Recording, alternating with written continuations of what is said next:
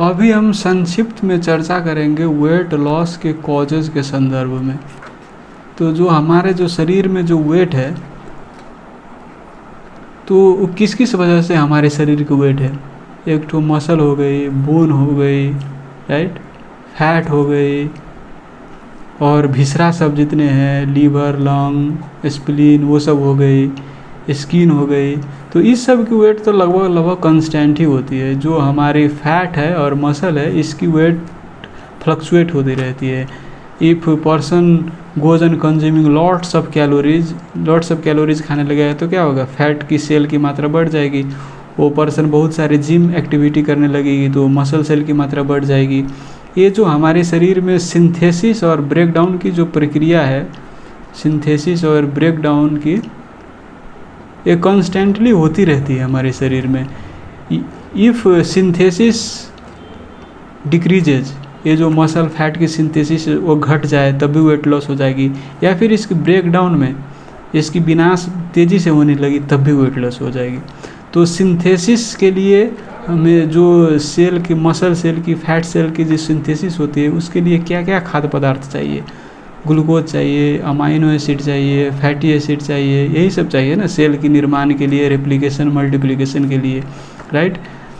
तो ये सब की एब्जॉर्प्शन में प्रॉब्लम है। मान लीजिए जीआई ट्रैक्ट में कुछ गड़बड़ी है और ये सब एब्जॉर्प्शन नहीं हो रही है, तो क्या होगी, इसकी निर्माण में प्रॉब्लम हो जाएगी और ये सब की सिंथेसिस नहीं होगी तो वेट लॉस होगी, राइट। तो अब हम वही डिस्कस करेंगे यहाँ से। देखिए जीआई ट्रैक्ट की पिक्चर मैंने बनाई है और वो एब्जॉर्प्शन नहीं हो रही है। तो क्यों नहीं हो रही, या फिर पेशेंट की इनटेक कम है, या फिर यहाँ कोई इंटेस्टिनल पैथोलॉजी है जिसकी वजह से वेट लॉस हो रही है।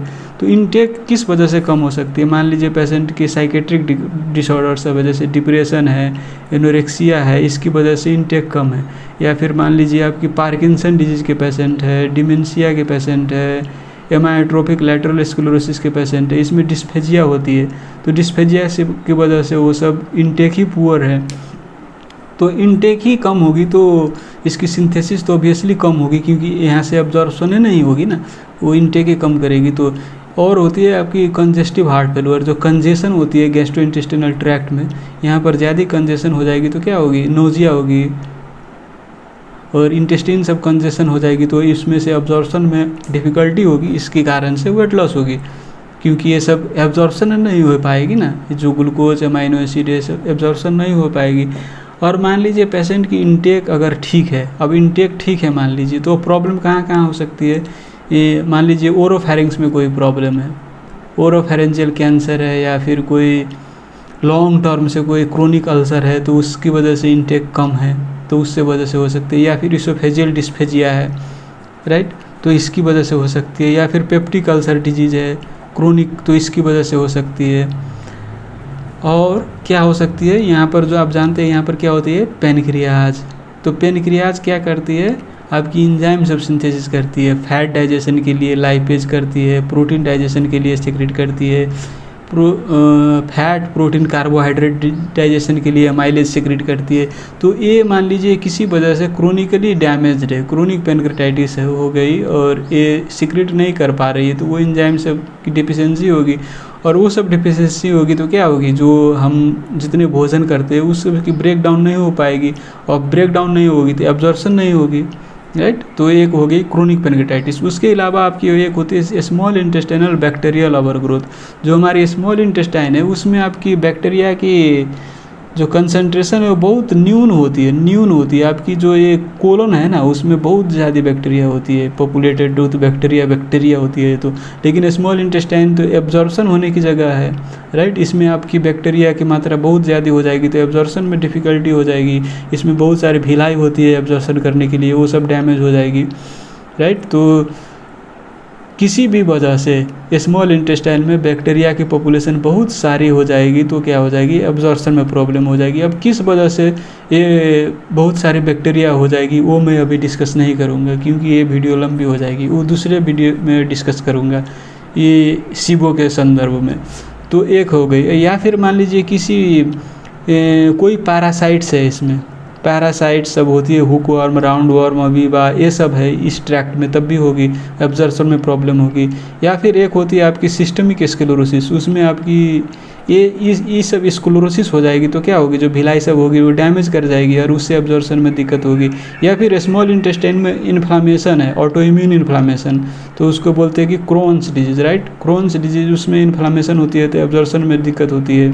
या फिर जो अल्सरेटिव कोलाइटिस होती है उसमें भी इन्फ्लामेशन हो जाती है आपकी कोलन सब की, तो उस सब से भी एब्जॉर्प्शन में डिफ़िकल्टी होती है, तो उस सब से भी वेट लॉस हो सकती है। तो ये इन्फ्लामेशन हो गई। उसके अलावा अल्कोहल भी आपको ये भिलाई को भी डैमेज करती है, उसके अलावा पेनक्रियाज को भी डैमेज करती है और इसकी वजह से आपकी डाइजेशन जो प्रोसेस है उसमें हैम्पर होती है। और एक ठो होती है आपकी लैक्टोज इंटॉलरेंस, जो लैक्टोज प्रोडक्ट सब है उस टॉलरेट नहीं करती है, वो खाने के बाद पेशेंट को एब्डोमिनल ब्लोटिंग होती है, डायरिया होती है, एब्जॉर्प्शन नहीं अच्छी नहीं होती है। एक तो होती है ग्लूटेन सेंसिटिव इंट्रोपैथी, ग्लूटेन प्रोडक्ट सब उसको हजम नहीं होती है, तो ग्लूटेन वाली प्रोडक्ट सब नहीं खाएगी तो क्या होगी, डायरिया बहुत ज़्यादा होगी, तो डायरिया होगी तो क्या होगी, वेट लॉस होगी, क्योंकि एब्जॉर्प्शन अच्छे से नहीं होगी। तो ये हो गई कुछ माल एब्जॉर्प्शन डिसऑर्डर, जिसकी वजह से एब्जॉर्प्शन ही अच्छे नहीं हुआ, तो सिंथेसिस ऑफ जो फैट हो गई, मसल सेल्स हो गई, वो ही नहीं अच्छी होने पाएगी। और मान लीजिए अब कि इसमें से एब्जॉर्प्शन अच्छी हो रही है, एब्जॉर्प्शन में कोई प्रॉब्लम नहीं, absorption of glucose, amino acids, fatty acid, इस सब की एब्जॉर्प्शन अच्छी हो रही है, राइट। लेकिन प्रॉब्लम कहाँ पर है, जो यहाँ से लेकर उसको सेल तक जाएगा उसमें प्रॉब्लम है। इंसुलिन की रोल क्या है, इंसुलिन ग्लूकोज को सेल के भीतर ले जाने में हेल्प करती है, और वो डेफिशिएंसी है इंसुलिन की, डायबिटीज़ की पेशेंट है तो क्या होगी, ये नहीं जाएगी भीतर, सेल के भीतर तो नहीं जाएगी, तो सेल रिप्लिकेशन मल्टीप्लिकेशन में हैम्पर करेगी, सेल की ग्रोथ नहीं होगी तो वेट लॉस होगी। या फिर कोर्टिसोल की डेफिशिएंसी हो आपकी, कोर्टिसोल जैसे क्रोनिक एड्रिनल इनसफिशिएंसी की केस में क्या होती है, आपकी कोर्टिसोल की मात्रा, अल्डोस्टेरोन की मात्रा शरीर में कम हो जाती है। और कोर्टिसोल की आवश्यकता क्यों पड़ती है, क्योंकि आपकी फास्टिंग में या फिर स्ट्रेस की अवस्था में ग्लूकोनियोजेनेसिस करने में हेल्प करती है, और वही ग्लूकोज जो है आपको सेल में जाता है, सेल की ग्रोथ करता है, तो वही कोर्टिसोल डिफिशिएंसी हो जाएगा, तो ये प्रोसेस हैम्पर हो जाएगा। दूसरी कारण क्या है कि अल्डोस्टेरोन जो है सो आपकी क्या करती है, सोडियम और वाटर को रिटेंशन करती है, आपकी किडनी ट्यूमर्स में से ये सब एब्जॉर्प्शन करती है और इसकी मात्रा शरीर में मेंटेन करती है, क्योंकि हम जानते हैं कि हमारा 70% जो वेट है शरीर का वो वाटर मेंटेन किया हुआ है, और इसमें एब्जॉर्प्शन में प्रॉब्लम हो गई तो क्या होगी, वेट लॉस होगी, वाटर ही शरीर में कम हो जाएगी तो वेट लॉस हो जाएगी, राइट। और उसके अलावा आपके हाइपोपिट्यूटरिज्म जो होती है, हाइपोपिट्यूटरिज्म, पिट्यूटरी ग्लैंड में कोई प्रॉब्लम है, कोई मान लीजिए एक तो एडिनोमा हो गया, वो सब सारे सेल को कंप्रेस कर रही है, मान लीजिए बड़ी एडिनोमा हो गई और सबको कंप्रेस कर रही है, तो कंप्रेस करेगी तो क्या होगी, दूसरे सेल सबको भी डैमेज कर देगी, तो ग्रोथ हार्मोन सब जो होती है उसकी सिक्रेशन की कमी हो जाएगी, तो क्या होगी, जो ग्रोथ हार्मोन हमें क्यों चाहिए, सेल की ग्रोथ के, जितने भी सोमैटिक सेल है, मसल सेल, उस सब के ग्रोथ के लिए चाहिए ना ग्रोथ हार्मोन, और वही कम होगी तो ग्रोथ नहीं होगी तो वेट लॉस होगी, राइट। तो ये हो गई आपकी सिंथेसिस में प्रॉब्लम हो गई तो वेट लॉस होगी। उसके बाद आपकी ब्रेकडाउन ज़्यादा हो, उससे भी आपकी वेट लॉस होगी। तो ब्रेकडाउन आपकी फैट की ब्रेकडाउन होती है, मसल सेल की ब्रेकडाउन होती है, इसकी ज़्यादा होती है। क्यों ज़्यादा ब्रेकडाउन होगी, मान लीजिए हाइपरथायराइडिज्म, जिसमें थायराइड की कंसंट्रेशन बहुत ज़्यादा है, हार्मोन की मात्रा बहुत ज़्यादा है, तो ये आपकी क्या करती है, प्रोटीन को ब्रेक डाउन करती है, फैट की ब्रेक डाउन करती है, इसकी वजह से वेट लॉस होती है। या फिर कोई पेशेंट के फियोक्रोमोसाइटोमा हो, जिसमें इपिनेफ्रिन, नॉरइपिनेफ्रिन ज़्यादा मात्रा में सेक्रेट हो रही हो, तो ये भी डैमेज करती है आपकी जो प्रोटीन है, उस सब से वेट लॉस होती है। या फिर कोई पेशेंट की हाइपर पैराथायराइडिज्म हो, तो हाइपर पैराथायराइडिज्म में क्या होती है, आपकी जो बोन है, बोन से कैल्शियम रिजॉर्व करती है, बोन को वेट लॉस होती है, और कैल्शियम लंबे समय तक शरीर में मेंटेन हो, इससे नोजिया होती है, नोजिया, वोमिटिंग, डिक्रीज एपेटाइट, तो पेशेंट की एपेटाइट ही डिक्रीज हो जाएगी, तो वेट वैसे ही डिक्रीज हो जाएगी, क्योंकि जब इनटेक कम है तो वेट बढ़ने की सवाल ही नहीं हुई ना, राइट। तो ये हो गई कुछ causes of protein and fat breakdown leading to weight loss.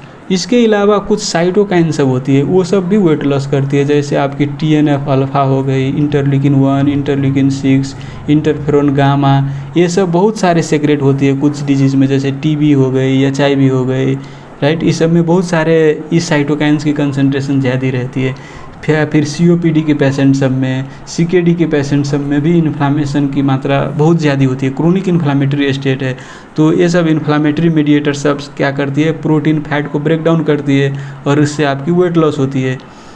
इसके अलावा जैसे क्रोनिक लिवर डिजीज़ हो गई, रूमेटॉइड अर्थराइटिस हो गई, SLE हो गई, these are also inflammatory conditions, chronic inflammatory conditions.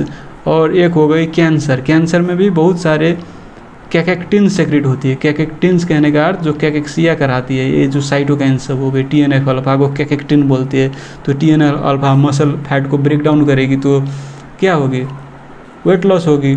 या फिर ल्यूकेमिया, लिम्फोमा, राइट।